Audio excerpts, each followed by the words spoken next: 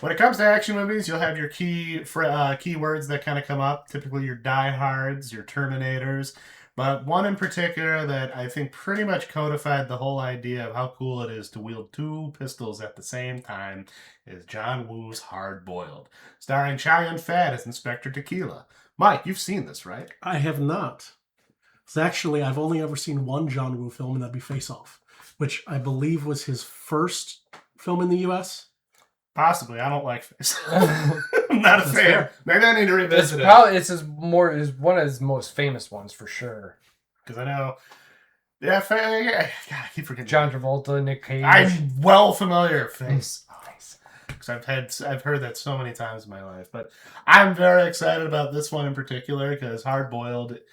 We've talked about the Raid Redemption, which we've all seen, which is like one of the, I would say, quintessential. Like just peak action. Hard Boiled. The Raid Redemption scored so high for me because it made me think of Hard Boiled. It is a movie that just goes. And it's great because, again, Inspector Tequila, played by Chow Yun-fat, is such a great protagonist. He genuinely embodies the whole concept of a Hong Kong cop. Mm-hmm. I think you're going to really enjoy it. Because John Woo's kind of tricky because, people associate him with the whole, gun cop, not gun kata, but gun action. But gun action. He's really doves. Well, he's kind of all over the place though because a lot of there's doves in this one too. There's birds. There are birds. They're not doves. But there's most of John Woo did that movie Silent Night or whatever. Anyway, back to Hard Boiled. I'm excited about this one because I know this is one me and you, Eric, really. Oh, we've seen it plenty of times. Well, I remember I in high school. I think it was my sophomore year. My appendix was going to burst. It was a rough day. It was finals week because, really had to pile it on thick. Mm-hmm. And I remember, a whole long story short, I went, got my appendix taken out. And the big thing I did when I got home, the copy of Hard Boiled I ordered off the internet came. It was a janky little DVD. And Shauna, my current wife, then girlfriend, brought me candy cigarettes. So after I got home from having my appendix taken out before it gave me sepsis, because apparently that almost happened, I enjoyed Hard Boiled for the first time in my life and with a bunch of candy cigarettes in my mouth. Let me tell you. How could you go wrong? You can't. This movie, when you think of the whole concept of someone having two guns, this is the movie that made it happen. I just can't wait for you to watch it.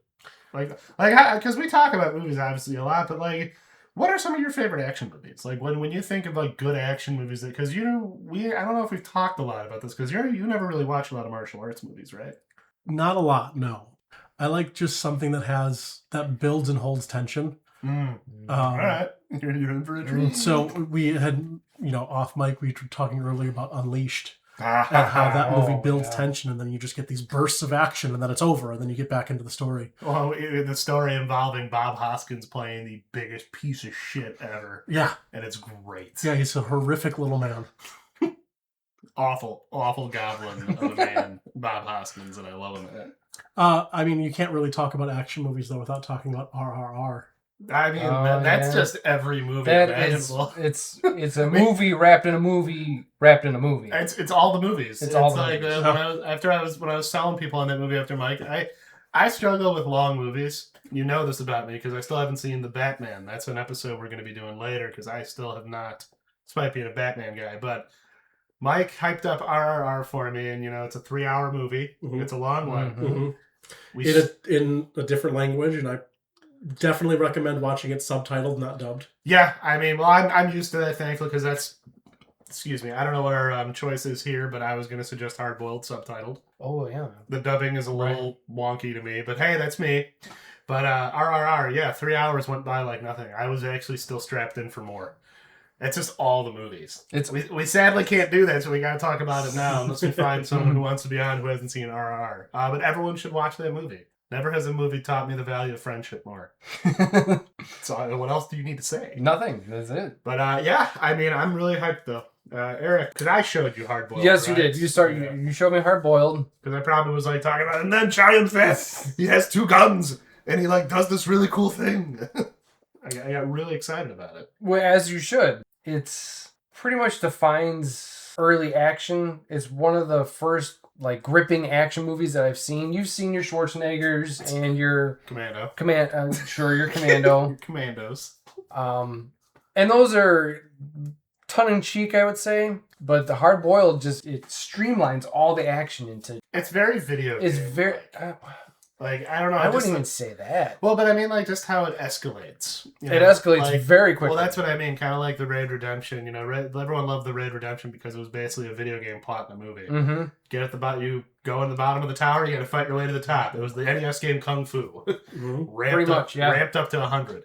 And like Hard Boiled is kind of like that. Obviously, there's a great plot between it. It's very dirty, cops, undercover, stuff like that. But just the way the gunfights escalate.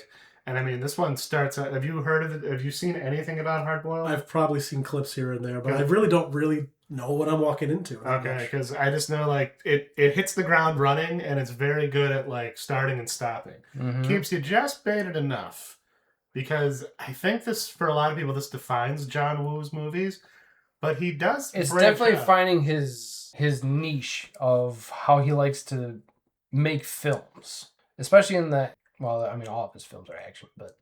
Not all of them. He's done some historical ones fairly recently, I thought. Oh.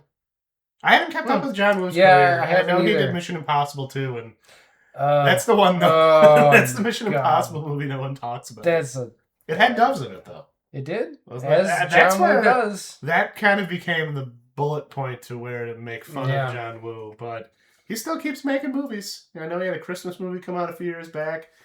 He's interesting because he obviously revels in a lot of the gunplay and violence, but he still shows like the still very cinematic. Well, he shows the effects of it. Like I mean, not just in the sense that they're alive. Do you like squibs, Mike? Oh boy, you're gonna be happy with the amount of squibs in this movie. But all right, let's just jump right into it. I can't wait.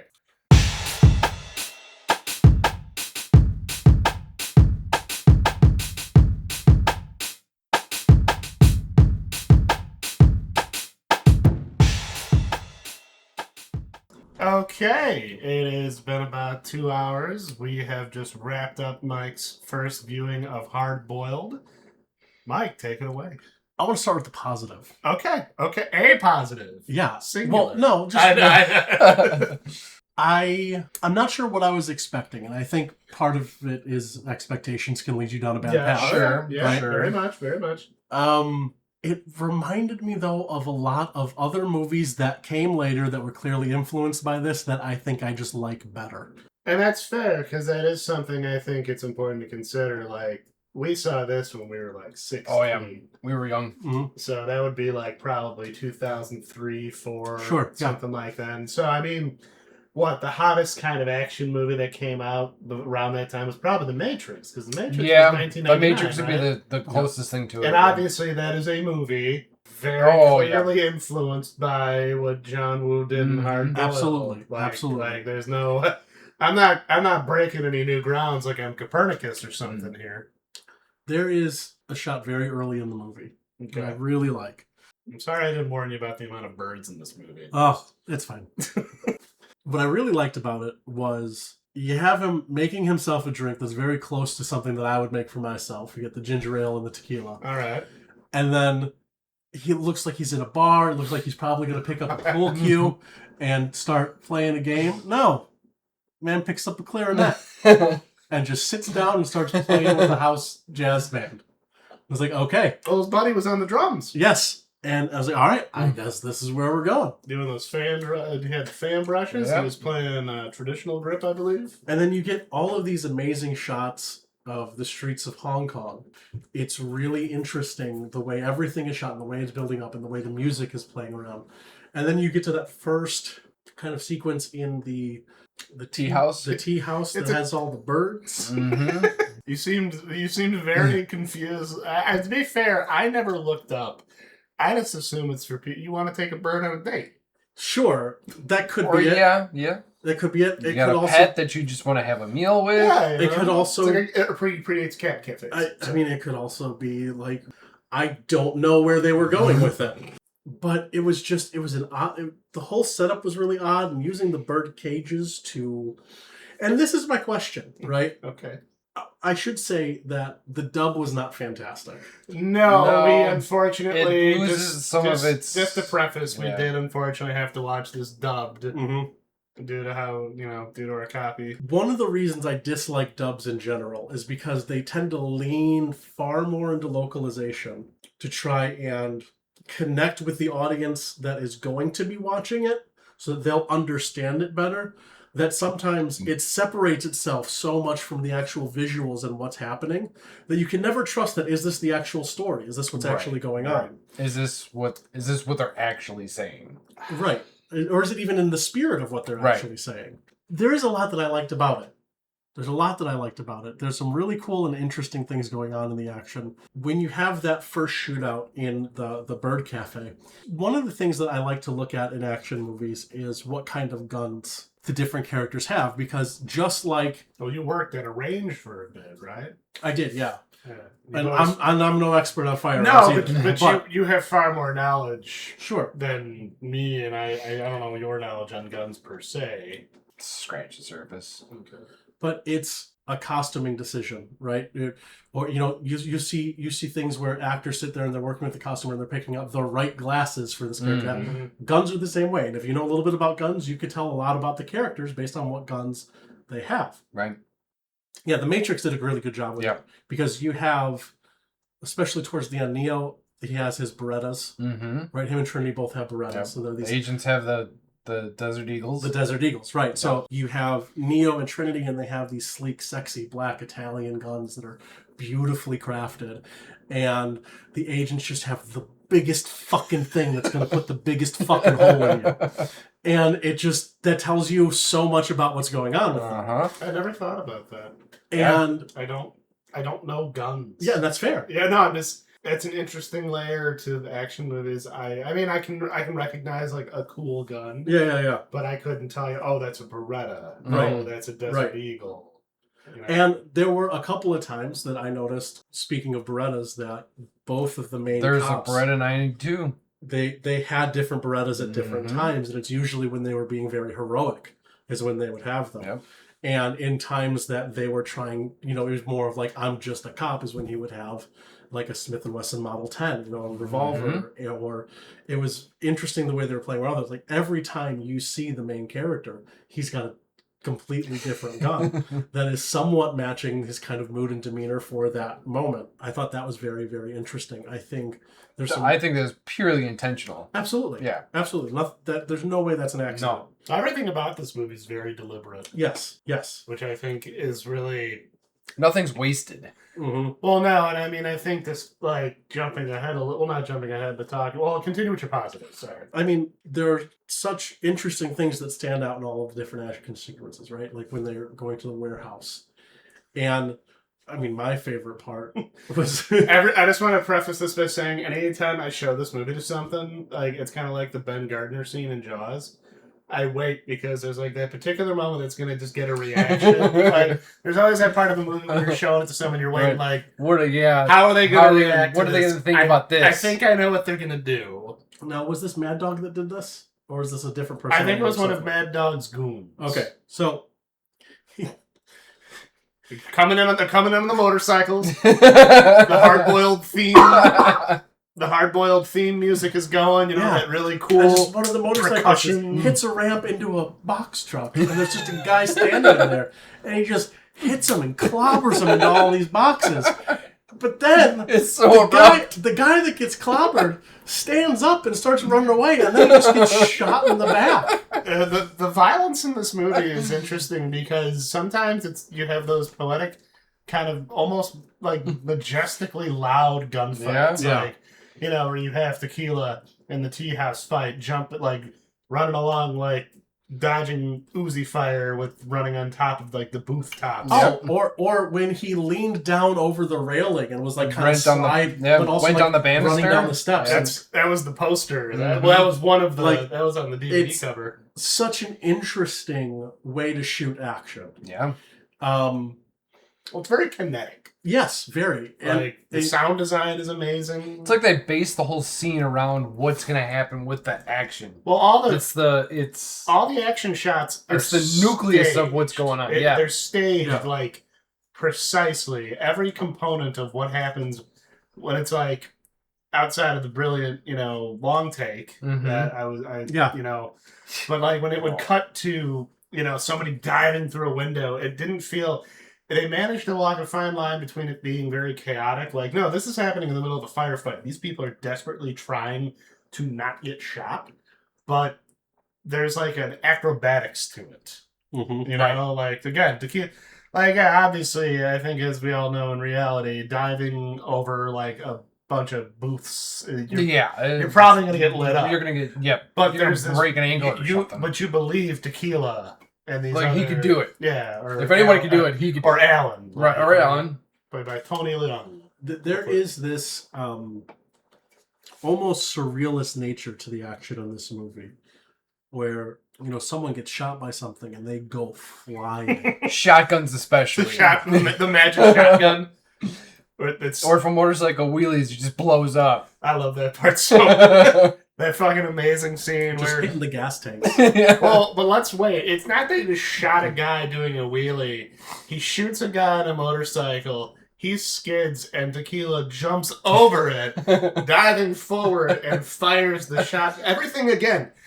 It walks that line of being the coolest thing you've ever seen in your life, but it's all shot so intentionally and intensively. Yeah. That you feel it. Especially in that scene, that warehouse scene. When Mad Dog first comes in. The boss? The way he moves is almost like a dance the entire time he's fighting.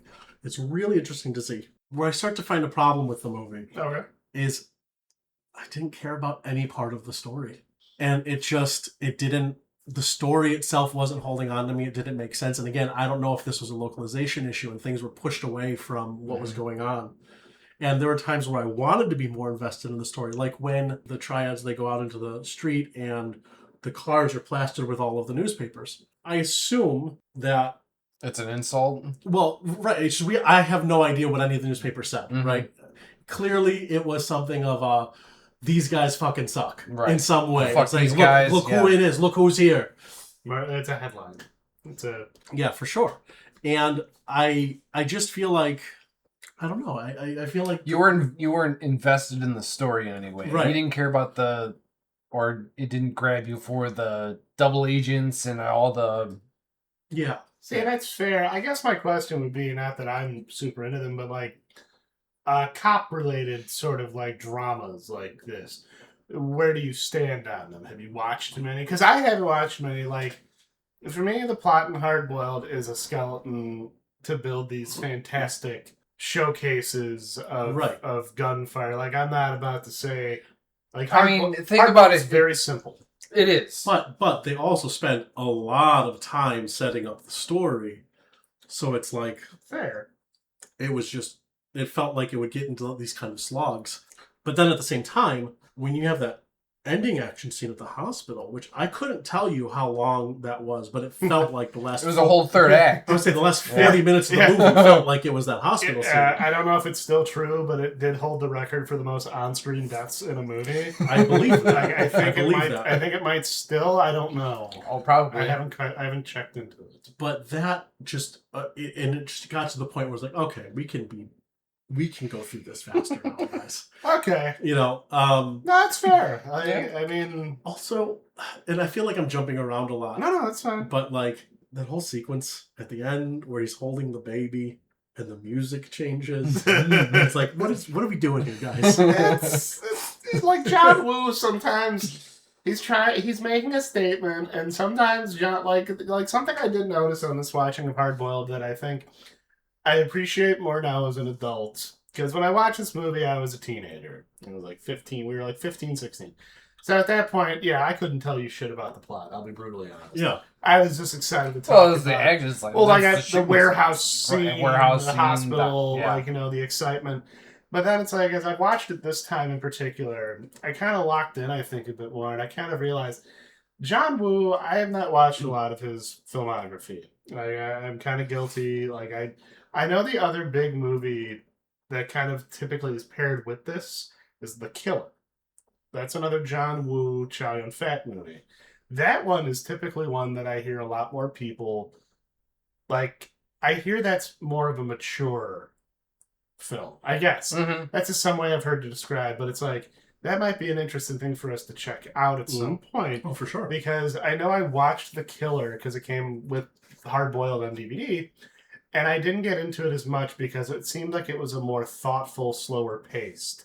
Like it seemed like as opposed to this, which is like I mean, I don't know, John Woo was interesting because it felt like more this time that I noticed that he was trying to make a commentary almost on the violence because it walks this amazing line where you have these fantastical shootouts where you're seeing like cool stuff going on, like like again, the Shotgun blast. the shot 15 feet in the shotgun air. blast that just wipes out 4 Yeah. people and they go flying back. Yep. And The they're over like, dramatic. exactly, deaths. like you have those, but then it's like sometimes it tries to pull back and it tries to say, "Hey, we're having a good time, but let's remember violence is not good." Right.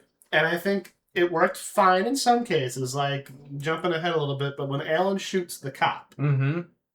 I think that's a great scene that really shows you I agree. his acting, like, because it's not like an over dramatic, like he just freezes, and him and Chow Yun Fat, And that was right in the middle of that long take. exactly, Yeah. and it continues in the elevator, Right. and you get that really, like, really good bullshit. It didn't happen. Right. I didn't see it. You're hallucinating. Like, I feel like Hard Boiled is at its best when I feel like John Woo wanted to do something about the sanctity of protecting. You the could see that it children. was in there somewhere. Yeah, like he wanted it. It's just, Yeah. he was, It didn't come across. he was about great. as subtle as a brick. But then how Yeah. much does it come across in Chinese? And how much like that difference of if you are natively speaking and you're watching it in its normal, does it come across better? I'm gonna or different. So yeah. as someone who watched this movie subbed, Yeah. because that's how how I prefer to watch movies. It hit about the same for me. Okay. Like, I mean, the translation is pretty like spot on, I would say. Like the dubbing, the voices were not great in my opinion, but from what I remember, it had been a while. Like a lot of the dialogue was the same. Oh, sure, but what I'm getting at is because the tone. because I'm sure you I lose don't the live in tone. Hong Kong in 1992. Right. He might be commenting on something very specific that I'm just missing. That's fair. Mm-hmm. Yeah, I guess it's interesting because it's like I don't know. Now that we're talking about it, because Hard Boiled's typical one of those movies. You never hear anyone really talk bad about it. Like, No. it's considered a genre classic. Obviously. And I can see why. Yeah. Oh yeah. No, I don't think you're like. I think you're bringing an interesting perspective to this because, I mean, what were some of the action movies because you were talking about how you'd seen other action movies doing it better. We Yeah. mentioned The Matrix. Sure. Is kind of a big one, but like, what are some other ones you think that you could like?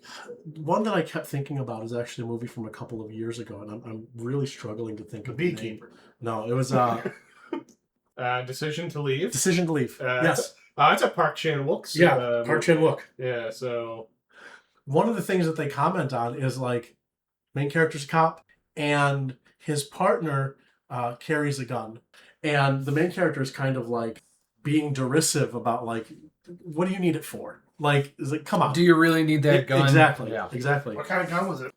It was like a 38 special, Okay. just a standard cop revolver. And there is this sequence where he's chasing a guy down on foot for a while, like he's hauling ass after this guy. He's hoofing it. And they're like jumping over fences and doing those things. And then he finally corners the guy, and the guy turns around and has a knife. And he's like, all right. And he reaches in his pocket and he takes out a chainmail glove. Oh. And he just goes in and he keeps trying to grab at the knife as the guy's coming at him. He's like, that's one of the coolest things I've ever seen. Okay. But it just has this really, like it builds the suspense. And again, they are both exhausted by the time it gets to that point. Oh, did it cut like 8 times when they were climbing fences? Absolutely. Absolutely. Did they seriously? Like he chases him through the city. No, I mean like, does it cut 8 times when he's jumping the fence? Oh no, not but it shows like yeah. you'll see one of them go and then the next one does the same thing and it has this like going back and forth until there's nowhere else to go. To get back to your question, though, Yes. I don't know. When I try to think about what are action movies that I like, I know there are action movies Yeah. that I like. It's just really hard to pull them up, like in my mind, because it's not necessarily a genre I go to all the time. Well, that's why I was curious about it, because not that you don't like action movies, Right. because obviously you're the reason we saw Nobody. Right. Oh, yeah. Which is arguably one of the greatest. I mean, that's up there for me. It has it was the best like bus fight scene that came out in a movie that year, and that was also the year Shang-Chi came out. Yeah. Like, it was a good action. It's a good year for bus fights. Good year for bus fights, and like one of the best needle drops in maybe film history. Oh, the diegetic car chase with Heartbreaker. Yes, amazing. Yeah, like, you know, and I guess that's what I really appreciate your perspective on this, because I mean, like, I'm trying to think of exactly how to phrase this. Well, it's like how I only saw The Exorcist for the first time a couple of years ago. Really? And I really liked it. It's a good But movie. I've seen so many things that were inspired by it and built off of those like ideas. Repossessed? Mm-hmm. Yes, Repossessed. With Leslie Nielsen. Yeah, it's Linda Blair. It was Yeah. Linda Blair. It was... No, but I could still really, really appreciate how interesting the things were in The Exorcist that I didn't know about or didn't see coming, and it's a movie that legitimately holds up. It works really, really well. That being said, the things that felt like they were cliche, I know that they weren't then. Right. But I can't change the fact that I've seen all of this stuff. Because that movie started, ways. it was a precursor for all of it. Exactly. Yeah. Exactly. Yeah, that makes sense. Well, and again, like you said, I don't want to say you're picky about action, but you look at action from, I think, a different perspective than someone like me, per se. Like, sometimes I'm okay with light story, Sure. you know, crazy gunfights. Sure. Well, like, that's... Like, it depends. Well, Keep in mind, I here's the enjoy thing. shoot 'em up. Here's the thing. I haven't seen Shoot 'em Up. You've never seen Shoot 'em Up? I've never seen Shoot 'em Up. Shoot 'em Up is great. Okay. Shoot 'em Up is a Looney Tune. Yeah, it's a Looney Tunes cartoon. Paul Giamatti is Elmer Fudd, and Clive Owen is Bugs Bunny. And Yeah. It's great. We should Which watch that. Clearly That's influenced by this movie. Oh, God. Clear. The fact that you have a gunfight holding a baby, first thing I thought of was Shoot 'em Up. You know, That's really, which that's really funny. To me. again is another situation where I can see where this influenced things. Mm-hmm. Yeah. I mean, it's interesting. I guess that's interesting, because I'm trying to think of situations like I've had like that, where I saw the progenitor Yeah, to a movie. The Raid Redemption, heavily influenced by this movie. You could tell it's all over it. Boy, oh Having a character named Mad Dog that, like you said, it takes two people to kill him. You know? Like You could tell that was the influence. He's the mid-boss. I think Raid Redemption works better from a storytelling perspective, because it does just say, hey, this is an excuse to show off what our stunt team can do. Right. So we're just going to stick with that. Mm-hmm. And they constantly move forward. And they constantly push. And Well, that movie does not stop. the Raid 2, See, I have fallen asleep every time I've tried watching that movie. See, I'm a fan of the Raid 2. Now, granted, I will say, obviously, the Raid Redemption is better. But I guess that's kind of the same way I look at Hard Boiled. Like, I like the story of Hard Boiled. Mhm. Like, it's a very simple... John Woo is not from movies that I have seen, is not a story-heavy director. What movies have you seen of John Woo? Just out of curiosity, because I haven't seen many. So I've seen Mission Impossible 2, Which I hear is not Face good. Off, Right. and Which features the characters Castor Troy and... Who's the second guy? Sean Archer. Sean Archer. Now, which one is which? well, they both. Well, yeah, they're Same. both. Yeah. But Sean Archer is the FBI agent who was initially played by John Travolta. Castor Troy is the criminal mastermind, initially played by John Travolta. And then they... Wait. They swap faces. Okay, Eric, continue. All right, but John Woo's stories, from what I have seen, are not the basis of what he enjoys, which I think is just fun action scenes. Mhm. Just basing his scene off of what can I do in this scene to make it the most action packed that I can. Oh, God, I forgot. He did Broken Arrow. Isn't it another John Travolta movie? That's a John Travolta and Christian Slater. That was a John Woo one, Broken Yeah. Arrow. Broken Arrow, Hard Target, which I believe features Jean-Claude Van Damme. Wasn't that before Hard Boiled? Well, Hard Target is 93. Okay. I think, and there's a Hard Target 2. Sorry, I wanted to pull up because John Woo has an interesting career. Because, yeah, then in 2008 he did... But story is not his strong point. Well, then in 2008 he did Red Cliff, which is like a actual war... It's a Chinese historical war epic. Yeah, it's like the It's the Battle of Red Cliffs. It's like a Dynasty Warriors type, Romance of the Three Kingdoms era. Yeah, so it's like... Because he seems like he is a guy who likes to direct what he likes to direct. Because he also did Once a Thief, which I hear is pretty solid. Anyone here familiar with the movie Riccio? I know you are. Oh, I am. I actually thought of Riccio while we were watching this. I was going to ask, anyone know how to watch Riccio? We'll do a double feature of Riccio and Jim Cotta. But what made you bring up Riccio? So Riccio, that's like one of my favorite like weird bad movies. Like it's so good, it's so absurd and so good. It's Even very a dog absurd. getting killed doesn't bother me much because it's so Absurd. It's so absurd and fake. It's like Toxic Avenger. Yeah, right. Where it cuts to It's the dog gets shot, but then it cuts to the dog clearly alive, like panting, just like looks comfortable, but it has like ketchup kind of drizzle on it. I think that's actually kind of funny. There's a trailer on there for Hero Shed No Tears, and it's this ridiculously brutal looking war movie. And I had no idea that was John Woo. His career is fascinating. That's him as a director with that, or did he produce it? He directed it. Wow. Hero Shed No Tears, 1984. It is a Hong Kong action war film directed by John Woo. Okay, he has directed way more movies than I had ever considered. Real quick, the scene in the movie that we just watched in Hard Boiled that made me think of Riccio. Yes. Was when the villain gets shot in the eye and it cuts to the fake head. Yeah. Yeah. I like that. It's hard. Like, that's one of my favorite examples of like a comedic version of that is in the Trey Parker, Matt Stone film Orgasmo. We're bringing up Orgasmo on this show, huh? And there's a scene where Ron Jeremy plays one of the henchmen for the villain, and he gets punched, and then it cuts to like his head made out of like a terracotta pot. So when it gets punched, it just shatters. I forgot John Woo also did Bulletproof Monk. He had been working. Oh, yeah. That's the fascinating thing now that we're bringing it up. John Woo, interesting as hell career. Not a whole lot of great hits, but he did kind of. He's not afraid to try anything because he also did The Replacement Killers. He's been working with Chow Yun-fat like constantly. Like he had a new movie. Why wouldn't you? Well, no, Chow Yun-fat's like great. Him and Tony Leung play off each other so well, like in this movie, and I guess that's kind of part of it that I really like is that I don't know. I think I appreciate Hard Boiled on a core level because, again, I watched it when I was like 16.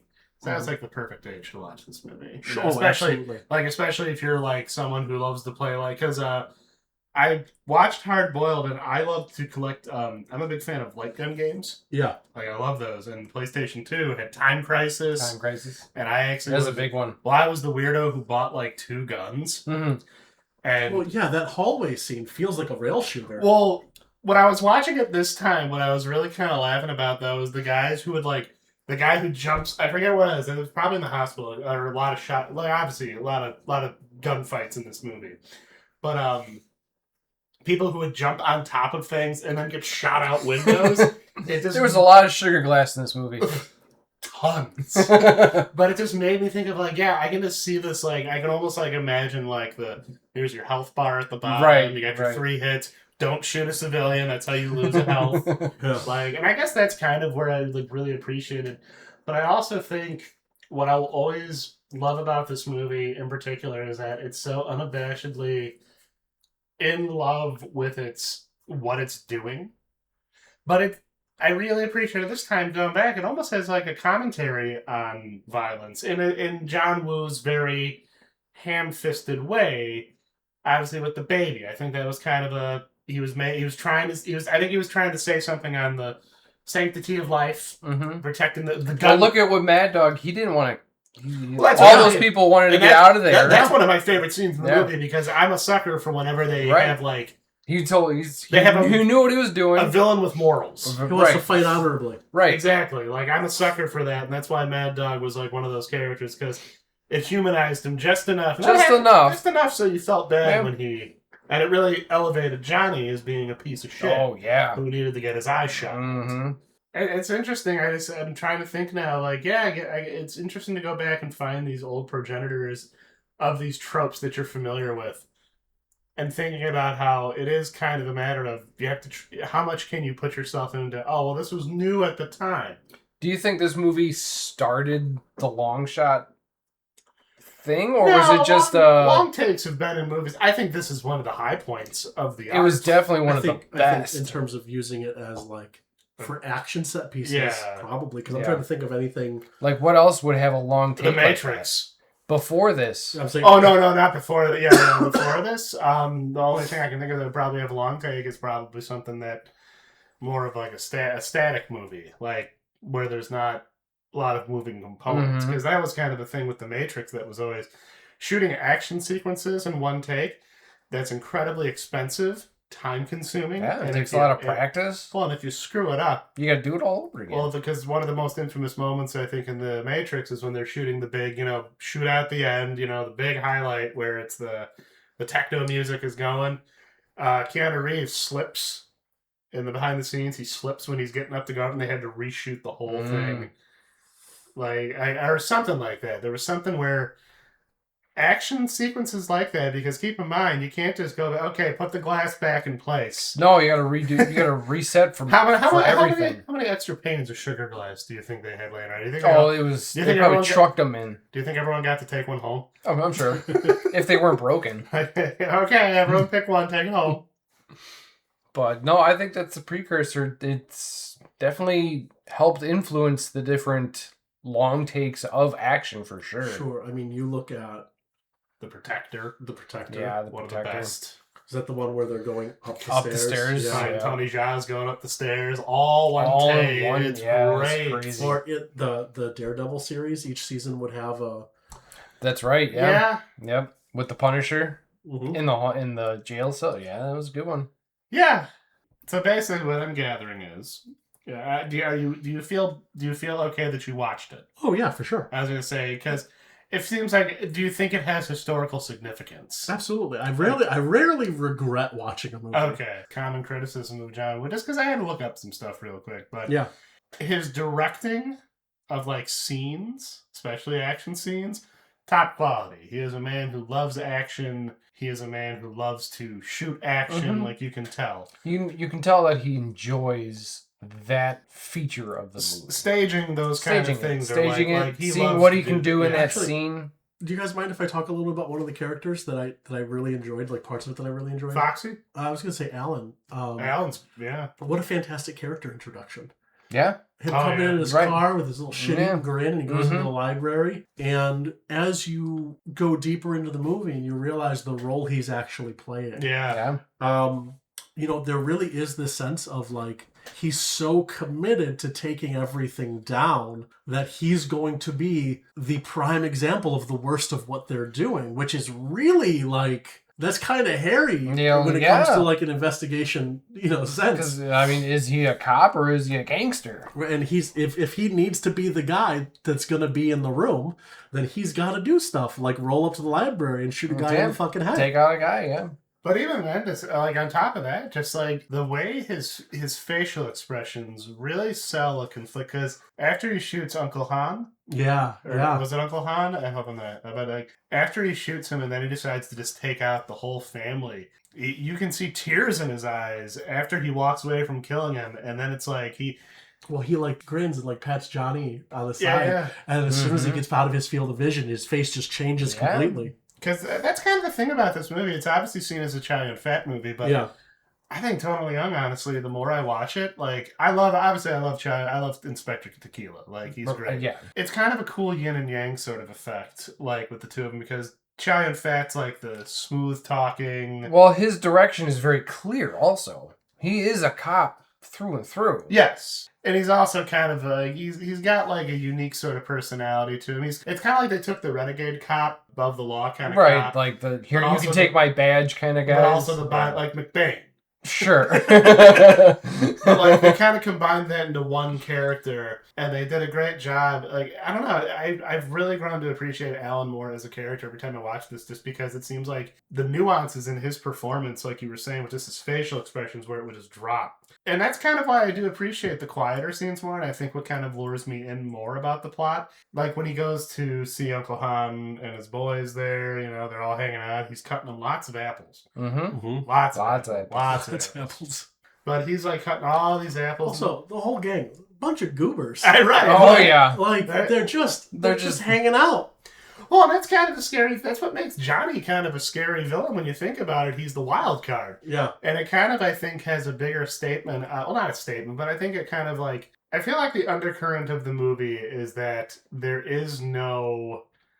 Like there's always going to be another thumb. Like you get out from under one thumb, there's going to be another one. Something's also going to be... Something's going to keep you down. Uncle Han was running a pretty sweet business with his boys. He was a bad guy, obviously, gun running. Then Johnny didn't like... Johnny wanted to cut him out. Yeah. He wanted to cut him out. And he was not afraid to do it. And it's like all this backstabbing, double-crossing. You made a bit of a joke, which I admit was funny, where it's like, what if it turns out they're all cops? That's the whole game. They're just all undercover cops. All undercover cops who got way too deep, and they all just kind of forgot. They're all too likable. God damn it, guys. I went to their Christmas party. All the boys were wearing, shirts with their names on them. I couldn't help it. I fell in love with them. They're a lovable and bunch of goofs. Also, the whole thing about, because Alan has gone too far, and the superintendent understands he's gone too far. Mm-hmm. Yeah. And the arrangement is, we're going to take them down, we're going to stop all of this, but you've got to fucking go. We are going to erase that you ever existed, and you're getting out of the country because there's no way this ends well for you. Right. Mm-hmm. Burns no matter his file and everything. No matter what, you're Give them gone. a cop funeral. Yeah. Because as we see in the beginning of the movie, that is the sad tradition when one of their own passes, one part of the precinct passes, they burn their file. Mm-hmm. And it's like, I think that, I really like kind of the twist that has, because I know when I first saw that, I assumed Alan's dead, he sacrificed himself, and it was a rare case of a happy ending of sorts. Because John Woo movies can usually, well then again, I don't know, apparently I haven't watched enough, because he made way more than I thought. There's this fantastic, almost Wile E. Coyote-like scene in the third act. Is it where they come out on the stretchers? No. You mean when they bust out of the morgue? It's great. It's fucking awesome. That's the thing. That's great. That's great. I love that. That's good No, stuff. but I'm talking about when they get to the big metal door that's not opening that has Mad Dog behind it. And they're sitting there trying to think their way through this, and they just decide to blow up a pipe, and then that doesn't work. So one was like, I guess I'm gonna do a Fleischer cartoon Superman on this one, and just push the wires together and hope it works. It's like how They'd be resuscitated after that. Yeah, because what kind of gun did Mad Dog have when he was when they opened A the door? really That had to be a fucking cool one, man. It had to be a competition one. That was Single shot. but it was a rifle caliber pistol. That's what because it had a long barrel. Yeah, and it would break, and it was individual bullet. shots. Yeah. I actually would like to look up. I bet you that was a competition rifle, a competition pistol. I don't know about competition because it still looked like you're not going to get super accurate with that short of a barrel. Well, no, he that didn't kind have of his gun. hand in his pocket when he shot it. That's true, but it's a very, very powerful shot for something that small. Is the point? And that's, I think, the beauty of this movie is that it kind of feels like it ebbs and flows. And again, even if you're not kind of bought into the cop drama, because the cop drama is very typical for what you'd imagine for it. Yeah, there's nothing. It's something too special. These about are it. cop tropes. Right. It's They hit all the high I do points, love that line though. You give a man a gun, he's Superman. Yeah. Give him two, he's God. That's always been a line. Also, that was an insult. The way I you know. say, Oh, right? Yeah. Well, that's what I think happens with this movie is that Yeah. watching it again, I realized this movie kind of is trying you're seeing all these grand heroic things, but innocents are getting They're getting mutilated. this hospital is a bloodbath. Right. Not in a good way. No, it is terrible. That tea house scene in the beginning. That happens because they just decide to start throwing fucking pots of tea at people. Yeah. It did not have to happen like that. Didn't have to escalate like that. Well, and I think that's kind of part of the commentary of the movie that they're also trying to do. And it kind of points out the futility of things. And I think that's where scenes like the whole thing with the door. Why didn't he press the button first? Yeah. Part of why, they get to that big metal door. Hey, there's a button. He doesn't press the button. He opens up the panel, pulls out the wires, and went, shit. Part of me thinks that's almost kind of poking fun at the bravado of these characters, because it seems like every time they do something real cool, like It doesn't work. well, no, they do something real badass in the violent nature, in the violent component, where it's like, oh, chai and fats, tequila's disguised as They could have just done something mundane and gotten Right, the job done. right. And I think that's almost kind of a part of the movie that I didn't really look into until now. I don't think it ruins the movie by any means, but it kind of adds a new layer to it, and I wonder how much of it was truly intentional. Like, I wonder if this is maybe me reading into it a bit too much, but again, you have the scene where they're going to the morgue, and Alan's underneath, they hide him as a dead body, and then suddenly they do all this cool, Alan gets slid They're back. doing like Fortnite knee slides through that hospital. Oh, well, one of the best parts is when get down and shove tequila forward. Just on his knees. Everyone gets down, fires, the guy goes. It's so stupid. And it's so good. It's amazing. Exactly. Like, the movie has these jolts of just excitement and awesome, and then it kind of like almost humanizes the leads by making them kind of doofuses. Because like you said, it was like a Wile E. Coyote situation. Alan probably thought he was being hot shit in a champagne glass, going up, I'm going to hack this door. It took him 3 times to open that door. Twice were failures, and one of them he died. Well, 3rd time's the charm, after all. But exactly, like, and I almost feel like there was like, is that like a commentary on how these guys think they're action heroes? And the purpose of this kind of ends up being, but even like the baby scene, as silly as it was, when the baby pees and puts the fire out, it's almost like, again, playing into that whole idea of the simplest, dumbest thing saved your ass. Yeah. Not you. Trying to jump through a window. Not you doing something cool and awesome. You were holding a baby and the baby peed the fire out. Little piss pot saved the day. What a weird sequence. And like, honestly, the way the music, I think the music change is what did it for me the most. Well, see, and dubbing ain't gonna change that, because that's exactly how. Yeah, no, I know. That's exactly how that shit plays out. And it's just like, what a choice. What a choice to make. But going back to what you were saying about the give a man a gun, he's Superman, give a man 2 guns, he's God. That makes me think of, another line that I kind of like to think about when it comes to guns. Let's jump back to talking about our discussion about Boogie Night. You have that scene in the donut shop with the robbery. Mm-hmm. And you have this guy who's got his big fucking gun, and he's ready to be a hero and to save the day, and he just makes it worse for everyone, including himself. Yep. And I always think of the idea of, if you give a man a hammer, he goes looking for nails. Mm-hmm. Sure. That is very much the tone that I took that line with, of like, oh yeah, it wasn't a compliment. Yeah, it was not a compliment, and I kind of feel that that's the theme to the whole movie. It's kind of interesting when you juxtapose it with how much John Woo clearly loves to shoot people doing cool stuff with guns. Mm-hmm. yeah. I mean, you got to admit, the choreography going on in that hospital shootout between Mad Dog and Alan. Yeah. And it was awesome. It was just insane. Yeah. The way they're both, like, the one curtain lights on fire, Alan kicks it into him. That like was so cool. Yeah. And it was done, like, that wasn't like a long take. No, but you could tell that was all done in a single shot. Like, it was a short one. It's very kinetic, the way everything moves. That felt more real than most of the other stuff in the movie. You know what I mean? It felt like desperation to try and get one over on somebody who clearly is just as competent. And that's kind of the cool reflection, I think, that Mad Dog brings. I joke about the fact that he's like the mid boss. He is. He's like the recurring mid boss you fight throughout the game, and every time the movie would slow down with cop drama, I feel like it did a pretty good job, at least for me, and I don't know how you feel, of kind of bringing it back in, because I really I always forget how much I like the scene where they're in the boat, where Chai and Fat dives in out of nowhere. That's talking about bringing it back. No, he dives through everything. Every entrance of his is just he dives right through when he dove through the skylight in the warehouse.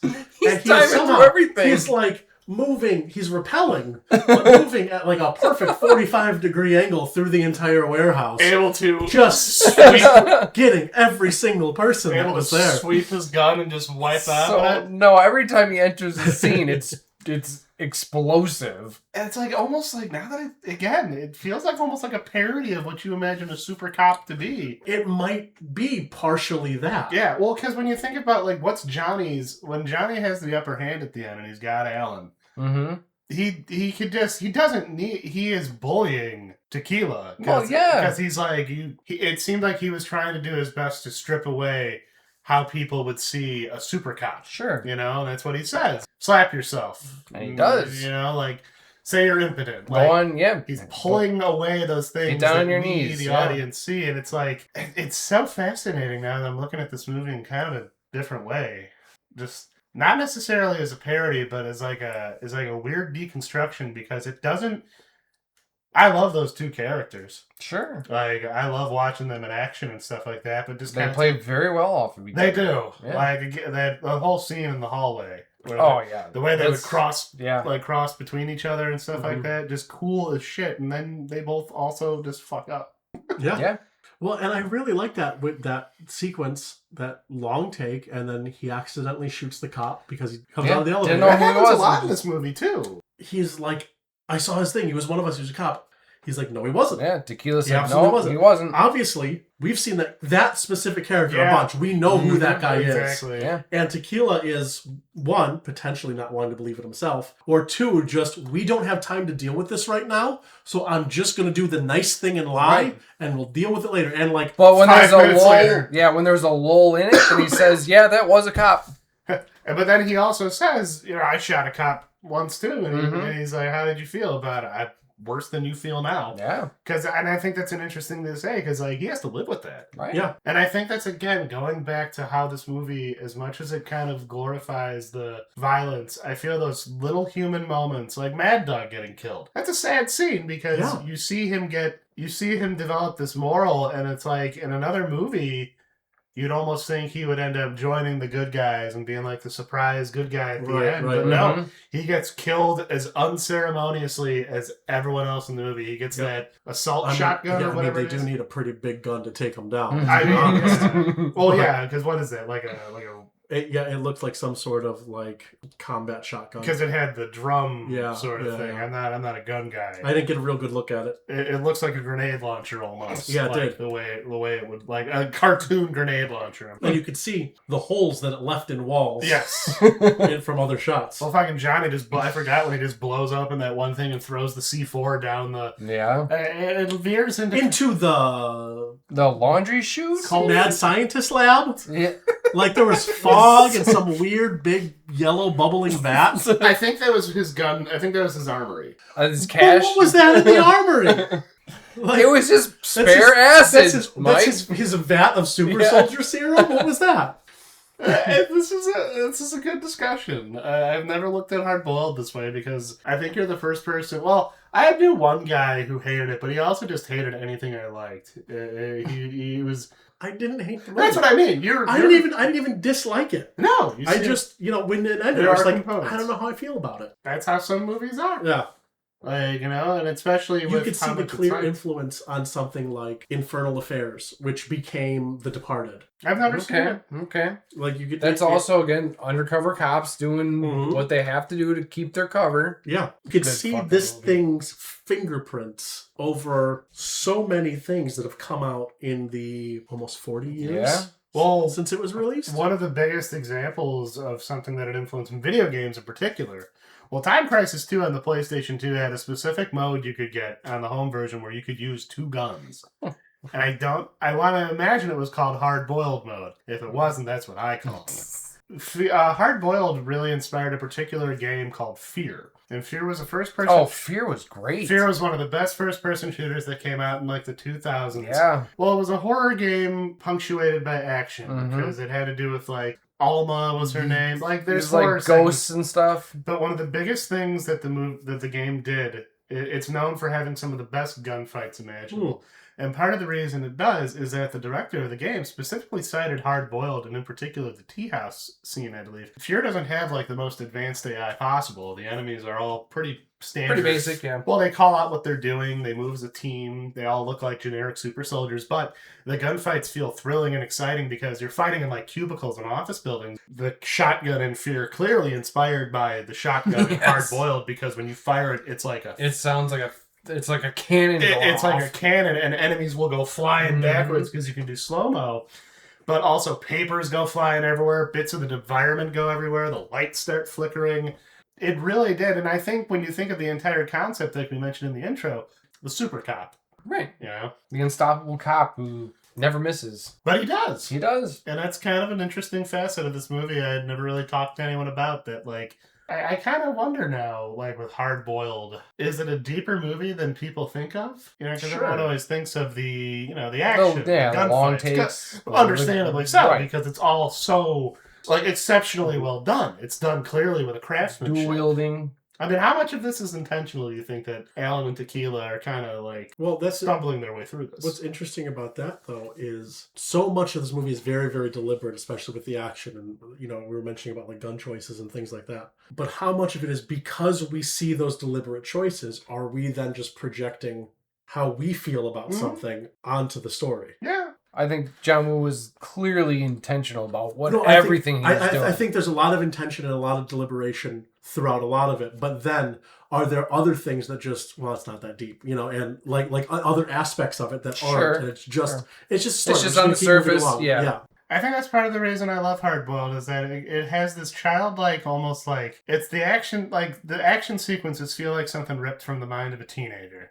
You know, 2 guns, diving around, shooting mooks left and right. You know, you're just. What can I do in this scene? Like, you know, what's like cool if you're a kid fantasizing about, like, you're not saying you're fantasizing about being, like, you know, a shooter, No. but, like, you know, as a kid you're playing with toy guns. Yeah, you're pretending you're pretending you're fighting like bad guys, Yeah. like, you know, and you're like diving behind like stuff and stuff like What'll that. be cool when you know, what would be cool to a teenage kid or like a young kid playing with a gun, because that's what we did in the 90s and earlier. Guns, toy guns were a popular thing. The movie, I feel, does a pretty decent job of having those moments, like, again, the accidental civilian death. Obviously, that happens a fucking lot, and it happens but it's accidental cop death. Well, accidental cop death, but also the fact that you see these bad guys, it's kind of like a harsh reality to the hyper reality of the gunfighting. Because that one guy in the tea house, when he's trying to get away, he's just grabbing people, fucking gunning them down in cold blood. Those are innocent people just out to enjoy dinner with their bird, and they're not coming home tonight because some fucking cops caused a gigantic, like, shootout to happen. Kind of something I've realized as I've grown older.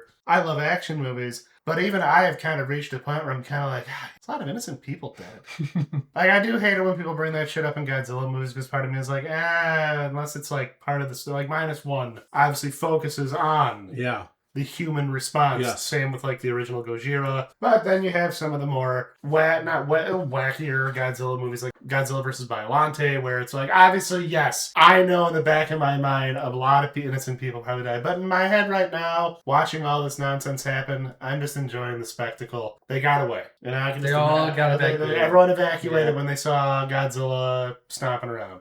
And I guess that's, I'm walking, I'll admit, Mike, I really appreciate your kind of insight on this. I have a higher appreciation for Hard Boiled now, because I think there's a little more to it than I thought. As much as I talk about how much I love this movie, watching it with kind of a older perspective, I think, and also hearing it from someone who, you've heard of this movie. How did you hear about this movie before? Was I the person who talked about it? I had heard. I was going to say. I probably first heard about it when Stranglehold first came out, probably like on G4 TV or something. And then, because the theme, I will say this though, the score to Hard Boiled, fucking great. Oh, yeah. That awesome, like, whenever... That cool jazzy and funk. And you had the cool jazz and the cool funk. Like, I love the end credits music, where after you see Alan getting the ride off into the sunset.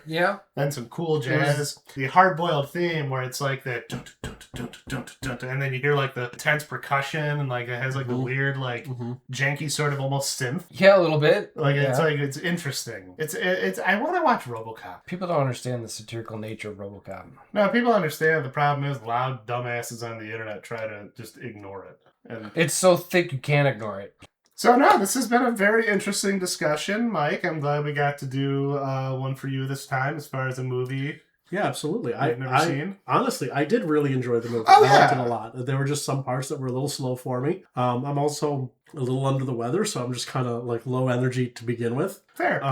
Well, and it's like I guess I do feel kind of bad we did end up having to watch a dub of the movie, but I will say, I mean, I think the complaints that you have, or like the things that didn't work for you in the movie, I think it would have been the same even if it was in its like even if it was subtitled, because I mean, sure it wasn't delivered well, like perfectly or anything like that, but I mean, well, the superintendent, I mentioned when we were watching it, just sounded like it was Trey Parker, yeah, like just doing it like his standard like important South Park citizen. yeah. Just like trying to give like a sense of authority to in a comical way. I really appreciated this discussion because it kind of got me thinking about the possible, like we talked about, Eric, the possible, was that intentional? Right. Or were we supposed to view it like that, or was it something different? I mean, the movie has its place in pop culture for a reason, as we've all agreed on. I mean, the long take was... Well, the long take, The the way cream, the just- gun, the way gunshots, creamy center. the cream of the crop, the way like gun acrobatics. Mhm. I mean, it pretty much defined. I mean, I'm assuming that's why John Woo wanted Chai and Fat to be the bulletproof monk. Oh, 100%. Hey, remember when you held two guns for me and you Mhm. jumped around? Let's do that again. Yeah. I didn't know that was John. It never clicked to me that it was John Woo in the movie.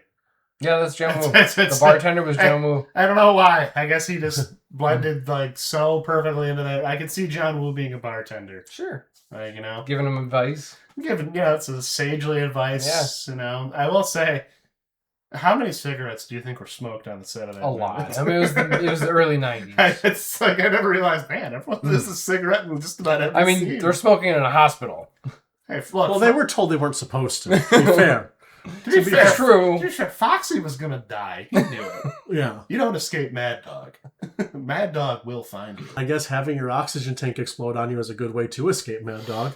Yeah. Oh, he'll find a way to get you. He'll never truly escape Mad Dog. You know, one of the things that I've really been enjoying since we started this podcast is seeing the feedback that we've been getting from people Yes. about the different episodes. And I want to send the invitation out to anybody who's listening now. If you have anything that you'd like to add to this conversation about any of the ones that we've done before, please throw a comment down there. Feel free.